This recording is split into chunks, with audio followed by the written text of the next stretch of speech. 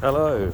I'm just going to be walking my dog around this field once again and basically diving deep, well, fairly deep anyway, into what I mentioned in my last video when I was walking around this field was that I believe that we are nearing the top of a lot of market bubbles. For example, the stock market, cryptocurrency market, a few others, and that the bubble is potentially about to pop. Obviously, my last video was sort of about the deception and the corruption that goes on with insider trading, and how these Federal Reserve officials and people who are in the Senate are now getting the green light to basically dump their stocks on the market at the very peak of these bubbles as they've reached out to the full 4.236 Fibonacci extension level.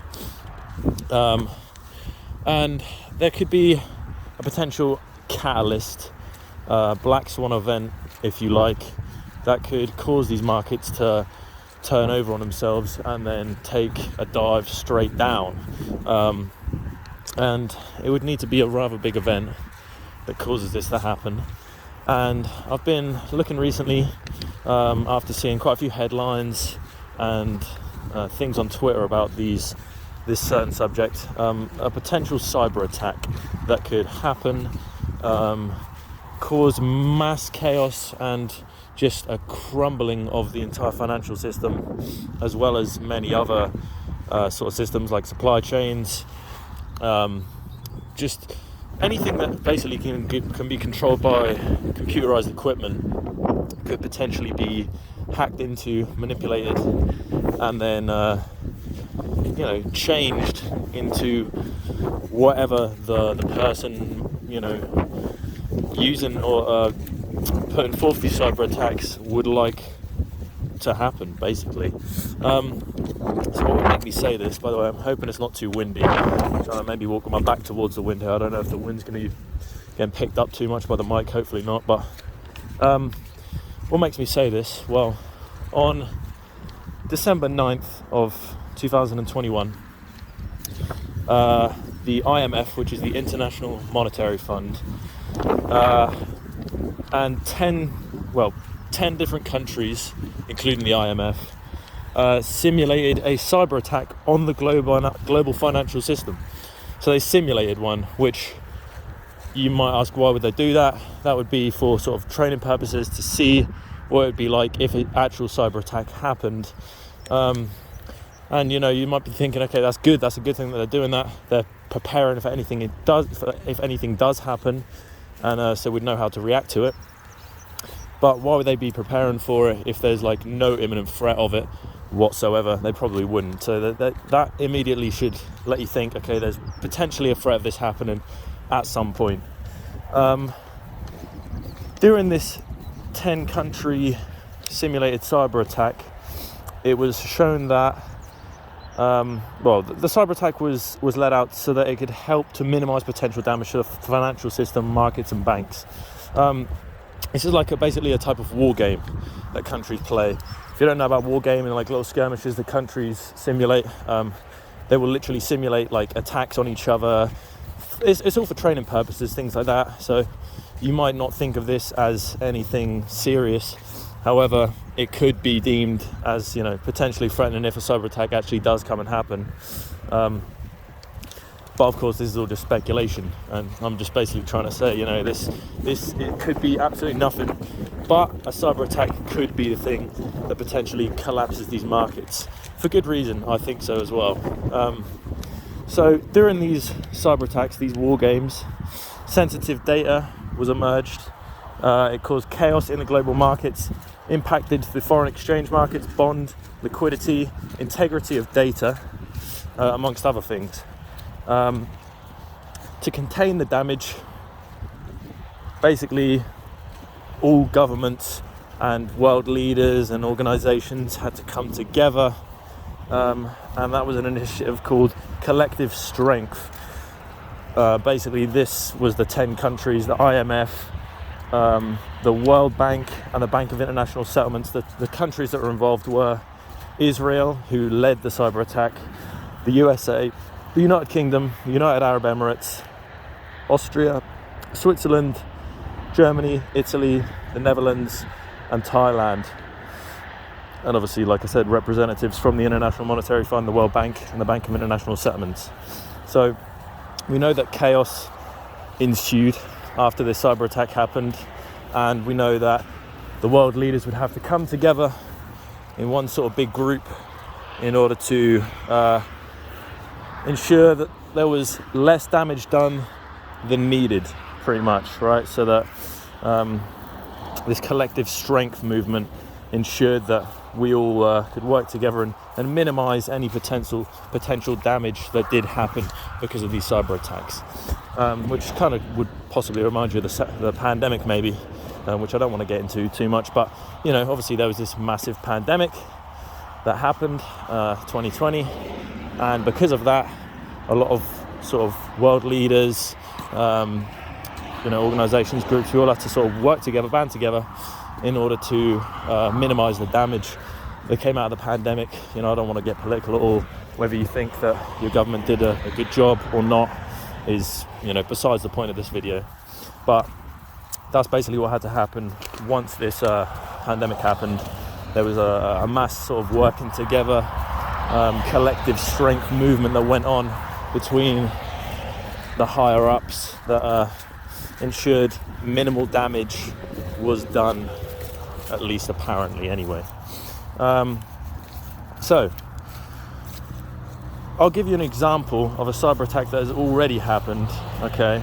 I'll give you another example of a supply chain attack here that was simulated on the 12th of January 2022 by the European Union. That was a supply chain attack that happened to basically just test to see whether supply chains would be able to withstand a cyber attack, and supply chains would be basically just freight cargo containers, anything moving from A to B, truckers, would they be able to withstand and still get things to certain places on time, simulating what would happen if we weren't able to get food from A to B, get certain resources from A to B, etc., etc. So that happened on the 12th of January. And then also on the 7th of May 2021, a Colonial Pipeline, which is an oil and gas pipeline that carries mainly gasoline and jet fuel to southern states in the USA, that suffered a cyber attack. So basically that is the distribution of oil and gas. That's how you're getting heat into your house. That's how you're powering certain things, your cars, etc. You're getting from A to B. That got hacked into, and that obviously is going to affect your way of living. So if a mass cyber attack were to happen, and anything with computerized equipment or technology can get hacked into and switched off, so that the oil pipelines, they just cut themselves off. You're no longer getting supplied oil. This can probably happen with water, simply like anything like as simple as water, electricity to your house, obviously banks, like this sort of thing, having access to your money, being able to pay for something immediately, probably goes out the window there. Wi-Fi, satellite imagery, anything like that. This could be like a huge cyber attack. Obviously, I'm just sat here speculating. It could be something pretty minor, but if it's something that's going to potentially crash the global markets, the financial markets here, it's probably going to have to be something that affects the economy, that affects the stability of the financial system, in order for the markets to come crumbling down and crash. You would assume it's probably going to be a sizable cyber attack if one does occur. The World Economic Forum does yearly cyber attack simulations for training. So, why would they be training for one if they're not expecting one? That wouldn't make any sense. That would seem like a waste of resources and time. There's over 73 countries that are participants in the World Economic Forum's cyber attack simulations yearly. Over 400 organizations, 7 million plus people tune in to watch these simulations happen. So why is this such like a large scale thing if there is not a threat of an obvious cyber attack that could be potentially imminent and have a massive impact on the financial system? You know, I'm not saying necessarily that it is going to be the thing that sends the sort of the tower of cards crumbling down at all, but I don't know. There's been a lot of news recently about cyber attacks and their threat, and obviously we've got the whole Ukraine, Putin, Russia sort of narrative, and cyber war, cyber crime. We had the oil pipeline thing happen in the USA last year. All these countries are getting involved, trying to up their cyber security. It's almost as if, you know, they're saying there is a potential cyber attack inbound. But hey, we could be wrong.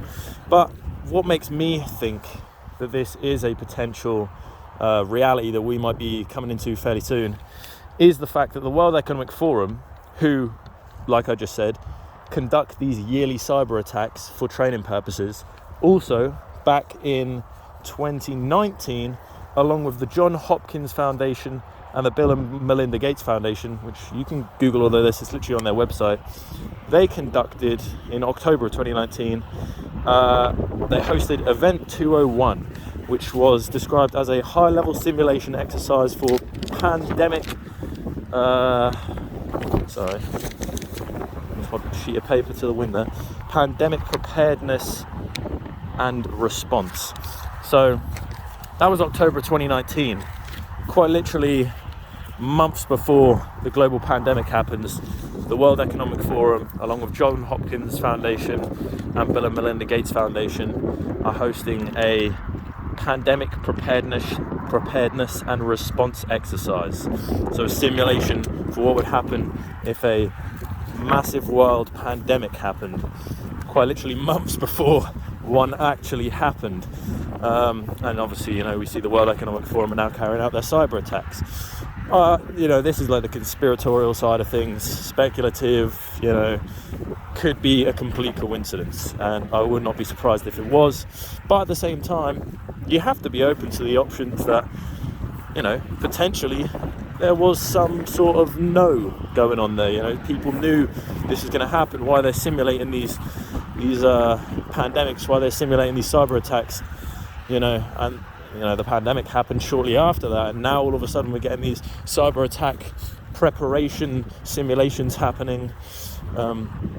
The world markets, the global markets, the crypto market, the real estate market has been in a bubble for the longest period of time. Inflation's at, almost all-time highs, if not all-time highs in certain places. The economy's been suffering. The dollar's been on a downward trend for the last 50 years since the gold standard was removed. I think we're at that point now where something needs to happen to this global financial system in order for us to have a reset. You can look into the Great Reset. There's a lot of conspiracy bullshit about that as well. Whether you believe it or not is up to you. But there is a lot of people that believe that we're going to sort of move into a more digital era of finance, and a cyber attack could lead that reset from starting to happen, basically. And obviously, as you can see from the simulations that have been happening, if you look into them, you want to go off what I've just said in this video, it causes mass chaos amongst markets, right? Things are crumbling, there's liquidity crises, people are not trusting the banks anymore, they want to pull their money out of banks because they've been hacked into. So obviously liquidity, is you pulling your money out of the bank. There's a lot of people who are going to be doing it at the exact same time. The banks might not have the liquidity to be able to do that. So we don't know how this will be handled. You can look at the simulations and see maybe that's how it will happen or whatever, if it does even happen anyway. But regardless, I just thought I'd bring this to whoever watches this as attention. That potentially we could be in for a cyber attack. That's my speculative theory anyway. The amount of actual cyber attack simulations that have been going down recently is quite scary, quite weird, it's eerie.